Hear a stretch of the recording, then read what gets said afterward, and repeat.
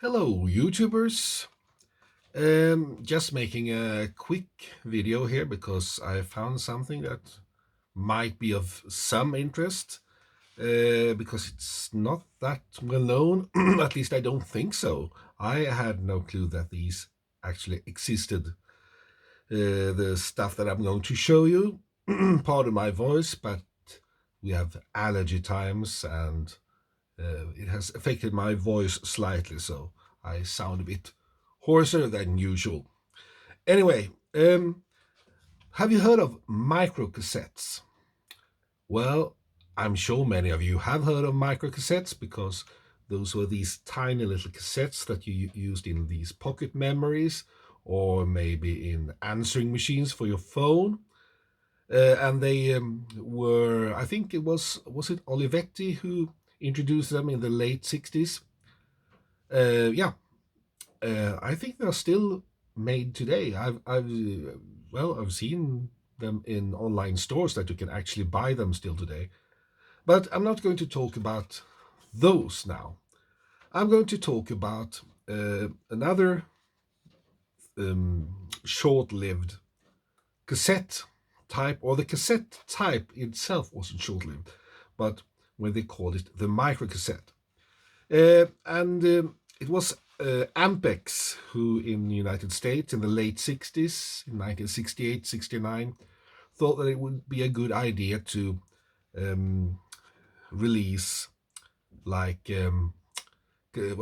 compact cassette tapes with 3 or 4 songs on, like the old-fashioned EP record, extended play record, and sell them for a cheap price in different stores and in maybe gas station stores or probably department stores of any kind.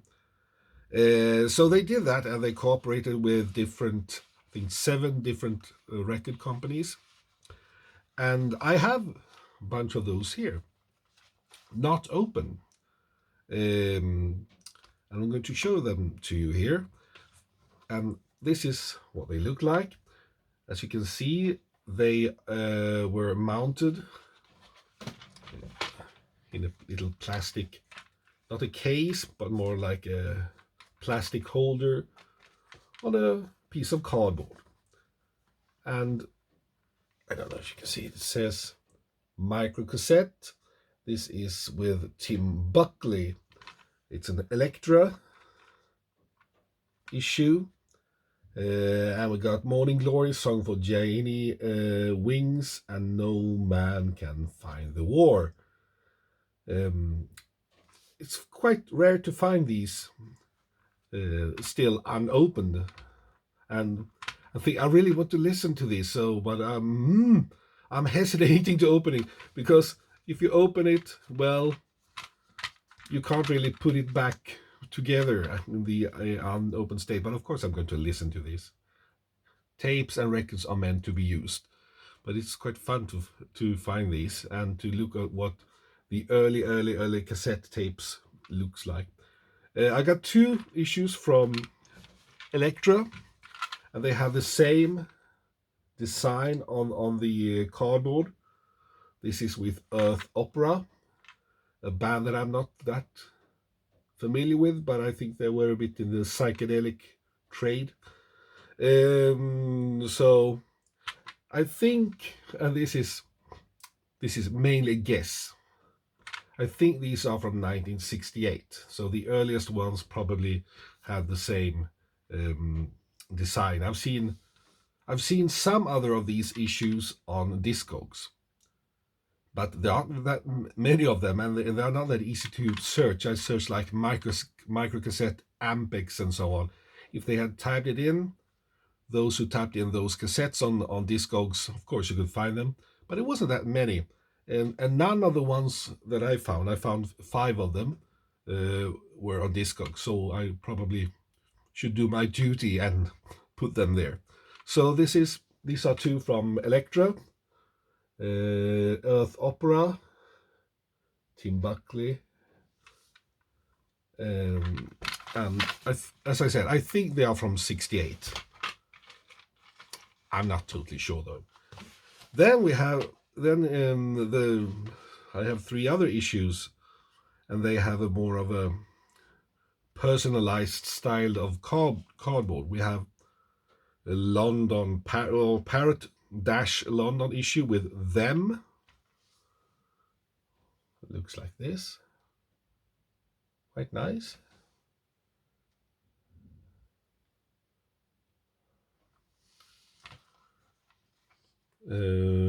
This looks like the foaming pad is about to fall off, and that is probably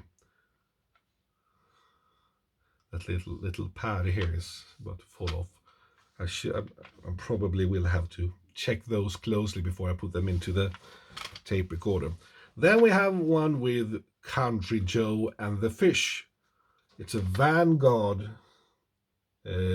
issue, but all of them were made by Ampex. For no reason, Doctor of Electricity, Here I Go Again, Donovan's Reef, Country Joe and the Fish. And the last one with one of my favorite bands, Creedence Clearwater Revival.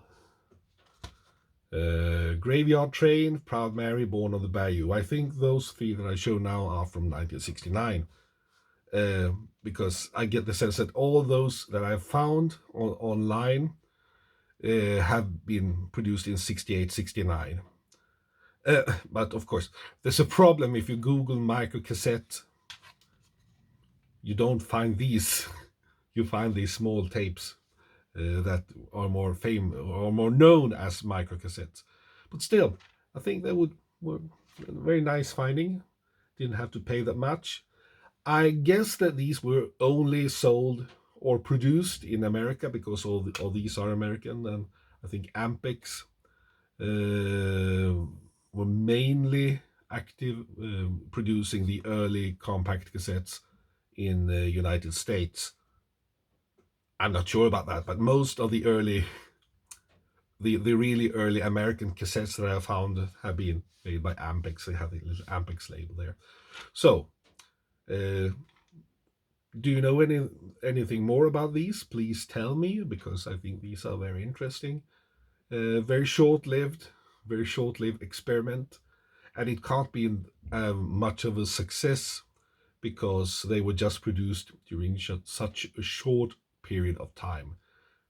Probably people realize, well, it's better with a full album on a cassette than just 3 or 4 songs on them. So, well, thank you for watching, and have a nice day, and enjoy the spring, those of you who haven't got the allergies.